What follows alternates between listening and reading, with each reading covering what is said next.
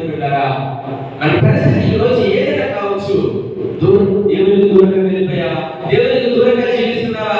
ఎవరి కోసమైతే నువ్వు దేవుని పక్కన పెట్టావో, దేని కోసమైతే నువ్వు దేవుని పక్కన పెట్టావో, దేని పక్కన పెట్టడం వల్ల నీ జీవితంలో కష్టం వచ్చిందో, ఎవరిని ప్రేమించడం వల్ల నీ జీవితంలో దేవుడు దూరం అయ్యాడో, ప్రియమైనటువంటి దేవుని బిడ్డ వాటన్నిటిని విడిచిపెట్టు.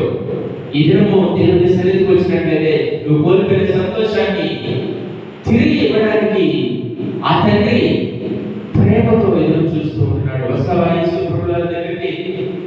నువ్వు కనుక వచ్చినట్లయితే నీ జీవితాన్ని దేవుడు మారుస్తాడు. నీ కొరకు ఆయన ఎదురు చూస్తూ ఉన్నాడు. తప్పిపోయిన కుమారుడు కొరకు తండ్రి ఎదురు చూసినట్లుగా నీ కొరకు, నా కొరకు మన దేవుడు పరలోకములో ఆయన ప్రేమతో ఎదురు చూస్తూ ఉన్నాడు. కాబట్టి ఈ దినం దేవుడు నీతోనే మాట్లాడుతూ ఉన్నాడు. ఎందుకు దేవునికి దూరం అయిపోయావు? ఎందుకు దేవుని విడిచిపెట్టావు? ఎవరి కోసం దేవుని విడిచిపెట్టావు? ఎందుకు దేవుని విడిచిపెట్టావు?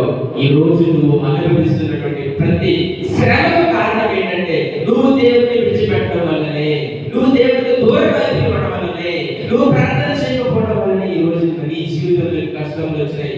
ప్రియమైనటువంటి దేవుని బిడ్డలారా, అవన్నీ విడిచిపెట్టి నువ్వు దేవుని సన్నిధికి వచ్చినట్లయితే దేవుడు నీ హృదయానికి శాంతిని, నీకు సమాధానాన్ని ఇచ్చి నీ జీవితానికి మేలైనటువంటి దీవెనలో ఆయన అనుగ్రహించడానికి ఆయన సిద్ధంగా ఉంటాడు. ప్రియమైనటువంటి దేవుని బిడ్డలారా, దేవుడి బుద్ధిమానటువంటి దీవెనకరంగా ఆశీర్వాదకరంగా మార్చుగాక.